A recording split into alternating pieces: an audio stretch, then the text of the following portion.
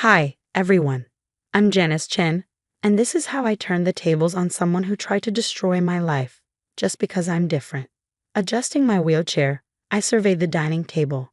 The centerpiece should go here, I suggested, angling for the perfect view. Exhausted from therapy, I still wanted everything to be flawless for tonight's dinner with James's family.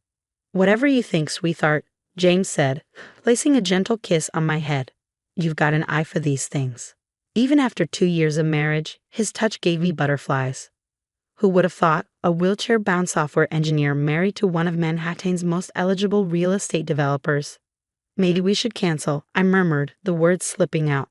Your mom probably won't approve of my table settings either. James knelt beside me, his expression tender but firm. Hey, look at me. Mom will come around. She just needs time. 3 years isn't enough time, I muttered. She still winces every time my wheelchair makes a sound. Before James could reply, the doorbell rang. I smoothed my dress, steeling myself. He gave my shoulder a reassuring squeeze before answering. James, darling. Victoria's voice echoed as she breezed in, barely glancing my way. Her perfume lingered as she surveyed the room. Oh, you've rearranged again. Janice did a beautiful job, James said warmly. Victoria sniffed. It's different. She turned, a gleam in her eye. Speaking of different, I brought someone along. Caroline Wilson's daughter, remember her? She just finished her MBA. Mom, James said, his tone icy. I'm happily married. Of course, James, she replied, feigning innocence. It's just networking. Strictly business. Dinner was a showcase of passive aggression. Victoria monopolized the conversation, weaving tales of country clubs and galas. James, the Hendersons are hosting a charity event next week. You must come. It's for such a good cause. I cleared my throat. We'd love to attend. Victoria's smile was thin. Oh, it's at the Metropolitan. I'm not sure they have appropriate access. They do, James interjected. I checked their website. Fully accessible. Victoria's tone remained syrupy sweet. Well, you know how these events are. Lots of dancing. It might be uncomfortable for some people. I tightened my grip on my fork. I may not dance, Victoria, but I can still enjoy an evening out with my husband. Of course, dear. I just worry about James. All this extra care. It must be exhausting for him. James slammed his glass down, breaking the tension. I think it's time for dessert. Later, as the city lights twinkled through our bedroom window, I sat in silence, staring out. James wrapped his arms around me from behind. I'm sorry about Mom. She was way out of line. Does she think I don't notice? I whispered. The conveniently scheduled events during my therapy, the family photos I'm excluded from, the endless parade of suitable women. She's trying to push me out. She'll accept us, Janice. What we have is real. You're the best thing that's ever happened to me. I leaned into his embrace, wishing I could believe him. But deep down, I knew Victoria Barrett wasn't done. Much later, I wheeled toward the study and froze at the half-closed door, voices drifting through. Rachel, we have to do something, Victoria was saying. Your brother's throwing his life away. James seems happy, Rachel replied cautiously. Happy? He's missing critical social connections because he's always playing nurse. Did you see how exhausted he looked at Christmas? That's unfair, Mom. Listen, Victoria pressed. Remember Sophia Hammond? Her father's firm is expanding, and she's still single. She'd be perfect for James. Are you seriously trying to set up my married brother? I've already spoken to Dr. Peterson. He's agreed to talk to James about the toll of caring for a disabled spouse. The stress, the limitations. He'll help James see this isn't sustainable. And Janice? Rachel asked, her voice tight. She trapped him. A disabled woman landing one of New York's most eligible bachelors? She saw dollar signs and played the sympathy card. My hands gripped the wheelchair so tightly my knuckles turned white. Victoria continued, undeterred. I've even heard she exaggerates her condition. Melissa saw her at the mall last week, moving just fine. I bit my lip, fury bubbling inside me. That day at the mall, I'd been in agonizing pain trying to retrieve a fallen shirt. My phone buzzed with a message from James. Dinner tonight with the Thompsons. Mom arranged it at La Jardin. My stomach dropped. I knew that restaurant, a grand staircase at the entrance, no ramp, no elevator. That evening as we pulled up, James jumped out, then froze. I didn't. I swear I didn't know. Of course you didn't, Victoria said smoothly, stepping out of her car, her face a mask of faint surprise. Oh dear, I completely forgot about the stairs. How embarrassing, Victoria exclaimed with mock innocence as the Thompsons arrived, clearly uncomfortable as James struggled to navigate the situation. We can go somewhere else, Mr. Thompson offered, trying to ease the tension. Nonsense, Victoria said quickly. We'll never get another reservation at this hour. James, dear, Janice won't mind if you handle this one alone, right? She understands business comes first. Actually, I interjected, pulling out my phone with a calm smile. I made a backup reservation at the River Cafe. They have a beautiful, accessible waterfront space. I also heard Mr. Thompson enjoys their famous chocolate cake. Mrs. Thompson's face lit up. The River Cafe? That's my favorite. Much better choice. Victoria's smile turned brittle as the group turned to head back to their cars. James helped me into ours, then paused, his brow furrowed. You knew this would happen, didn't you? He asked.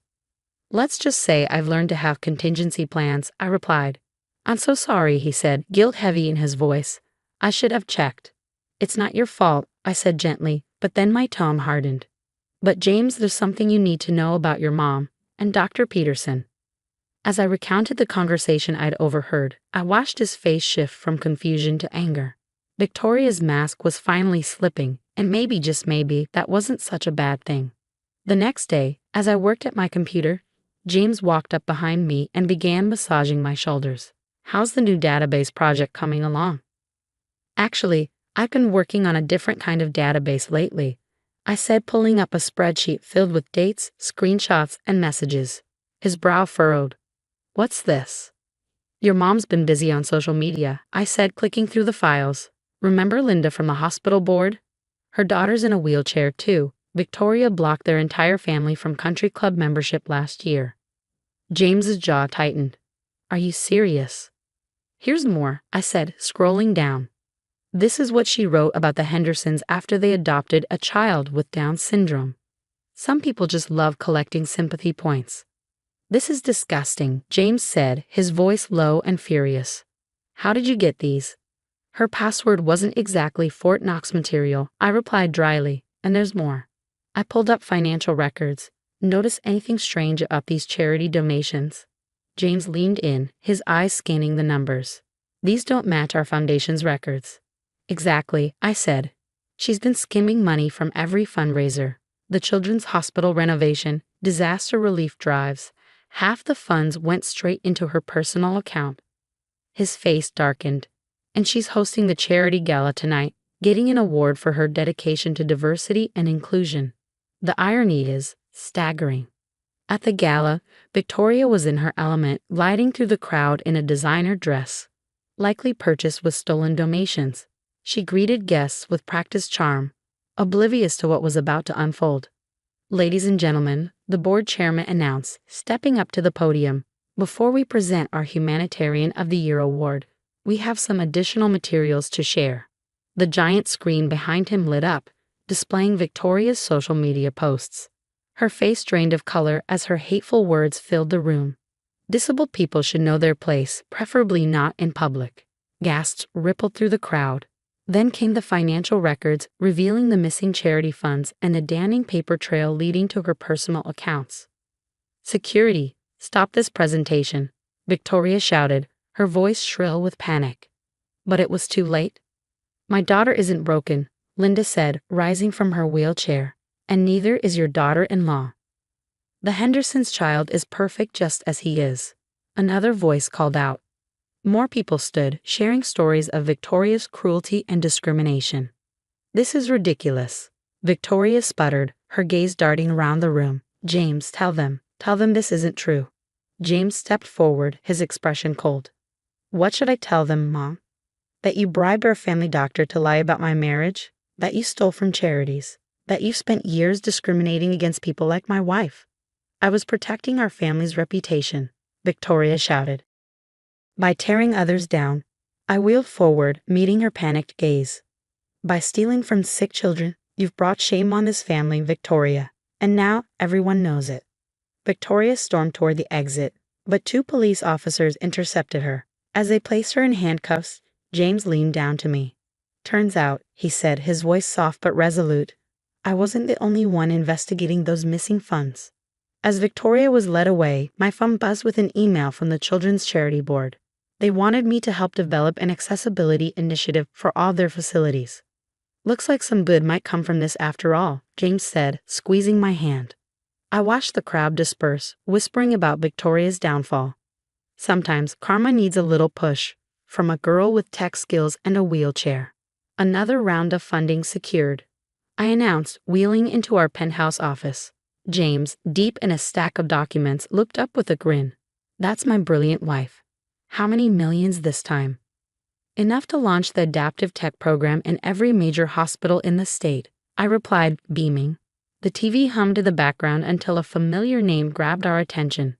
Breaking news. Socialite Victoria Barrett pleads guilty to charity fraud and tax evasion.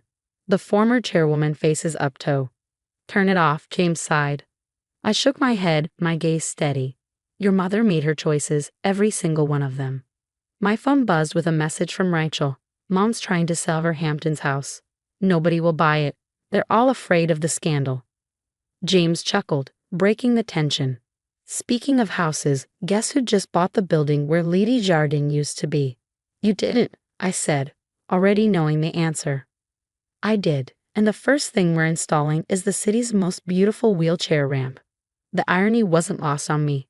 The same restaurant where Victoria had tried to humiliate me would soon house my company's new Accessibility Innovation Center. 3 years later, I was finalizing preparations for Tech Without Barriers, our annual accessibility conference, the largest of its kind in the country. "Ma'am," my assistant said softly, leaning down to whisper, "Victoria Barrett is in the lobby. She's asking to speak with you." I wheeled toward the glass doors and spotted her. No designer clothes, no air of superiority. She looked older, tired. "Janice, please. Just 5 minutes," she said, her voice trembling. "I hear you're living in a small condo in Queens now," I said, watching her flinch. "Quite a change from the mansion." "I've changed," she said, her eyes pleading. "I've learned my lesson. What I did to you, to all those families, I'm sorry." "Sorry you did it or sorry you got caught?" I asked, my tone cool. "Please," she begged, stepping closer, tears brimming in her eyes. "I have nowhere else to turn. James won't even take my calls. Maybe you could talk to him."